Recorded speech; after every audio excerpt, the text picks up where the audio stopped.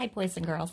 I thought we would pick up and read a little bit more from Ramona today. We don't like a whole lot being finished with it, so let me go ahead and get started where we left off before spring break, okay? Ramona was filled with the glory of losing her first tooth, and love for her teacher, Miss Benny, had said she was brave.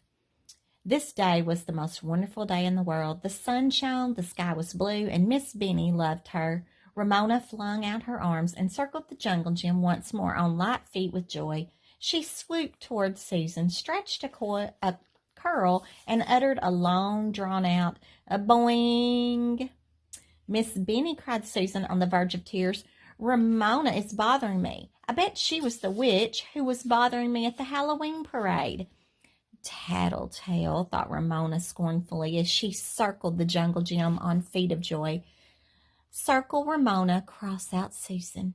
Ramona, said Miss Benny as Ramona flew past, come here. I want to talk to you. Ramona turned back and looked expectantly at her teacher.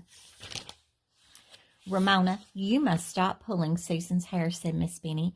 Yes, Miss Benny, said Ramona, and skipped off to the traveling bars. Ramona intended to stop pulling Susan's curls. She truly did, but unfortunately Susan would not cooperate. When recess was over and the class was filing back into the room, Susan turned to Ramona and said, You're a big pest. Susan could not have chosen a word that Ramona would resent more. Beezus was always saying she was a pest. The big boys and girls on Ramona's street called her a pest, but Ramona did not consider herself a pest. People who called her a pest did not understand that a little person sometimes had to be a little bit noisier and a little bit more stubborn in order to be noticed at all. Ramona had to put up with being called a pest by older boys and girls, but she did not have to put up with being called a pest by a girl her own age. I'm not a pest, said Ramona indignantly, and to get even, she stretched out one of Susan's curls and whispered, Boing. Ramona's luck was bad, however, for Miss Benny happened to be watching. Come here, Ramona, said her teacher. Ramona had a terrible feeling that this time Miss Benny was not going to understand. Ramona, I'm disappointed in you. Miss Benny's voice was very serious. Ramona had never seen her teacher look so serious. Susan called me a pest, she said in a small voice. That is no excuse for pulling hair, said Miss Benny. I told you to stop pulling Susan's hair, and I meant it. If you cannot stop pulling Susan's hair, you will have to go home and stay there until you can. Ramona was shocked. Miss Benny did not love her any more. The class was suddenly quiet, and Ramona could almost feel their stares against her back as she stood there looking at the floor. Do you think you can stop pulling Susan's hair? Asked Miss Benny. Ramona thought, could she really stop pulling Susan's curls? She thought about those thick, springy locks that were so tempting. She thought about Susan, who always acted big. In kindergarten, there was no worse crime than acting big. In the eyes of the children, acting big was worse than being a pest. Ramona finally looked up at Miss Benny and gave her an honest answer. No, she said. I can't. Miss Benny looked a little surprised. Very well, Ramona. You will have to go home and stay there until you can make up your mind not to pull Susan's curls.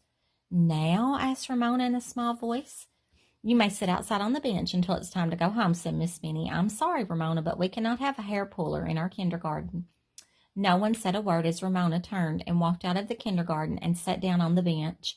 The little children next door stared at her through the fence. The workmen across the street looked at her in amusement. Ramona gave a long, shuddering sigh, but she just managed to hold back the tears. Nobody was going to see Ramona Quimby acting like a baby.